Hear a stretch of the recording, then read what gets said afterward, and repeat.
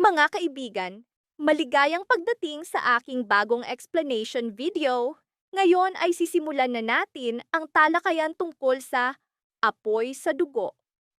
Kung nagustuhan ninyo ang video, huwag kalimutang mag-subscribe sa aming channel na Series Explained PH. Para sa mga nanonood mula sa Facebook, ang link ng aming YouTube channel ay nasa video description. I-click lamang ang link at mag-subscribe upang makatanggap ng lahat ng mga update. Maraming salamat po sa inyong suporta. Sa apoy sa dugo ng kwentong ito, tuluyang gumuho si Marco. Tulad ng dati, nilulunod niya ang sarili sa alak at doon muling lumitaw ang kanyang ina, si Sylvia. Pilit siyang kinukumbinsi na kalimutan si Vanessa.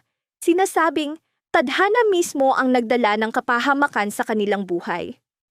Ngayon, nakakulong si Vanessa sa psychiatric hospital at determinado si Sylvia na tuluyang ipabitaw si Marco.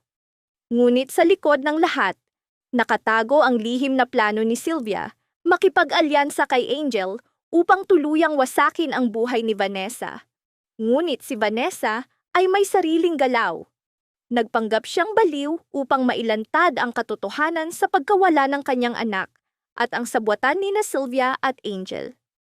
Bulag na nagtitiwala si Marco sa kanyang ina.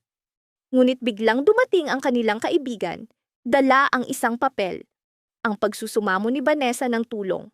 Nabigla si Marco. Bakit gagawin ito ng kanyang asawa? Kalaunan, inamin ni Vanessa sa kanyang matalik na kaibigan na umaarte lamang siya, na hindi sira ang kanyang isip. Isang estratehiya lamang ito upang makamit ang hustisya. Samantala, naramdaman ni Sylvia at Angel na may isang taong nagtatangkang ibunyag ang katotohanan kay Marco. Agad silang nagtungo sa ospital. Doon, hinarap sila ni Vanessa.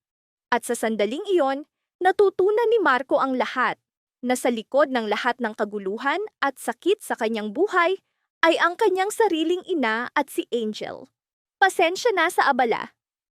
Para sa mga gustong mamili online, maaaring i-click ang larawan sa itaas ng aming video at huwag kalimutang i-share ang video. Salamat sa inyong lahat! Sumabog ang galit ni Marco. Itinuro ang kanyang ina at sumigaw, "You are my mother, yet you destroyed our family.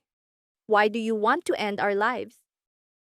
Sa sandaling iyon, tuluyang nabasag ang huling ugnayan sa pagitan nila. At sa di kalayuan, umiiyak si Mikay.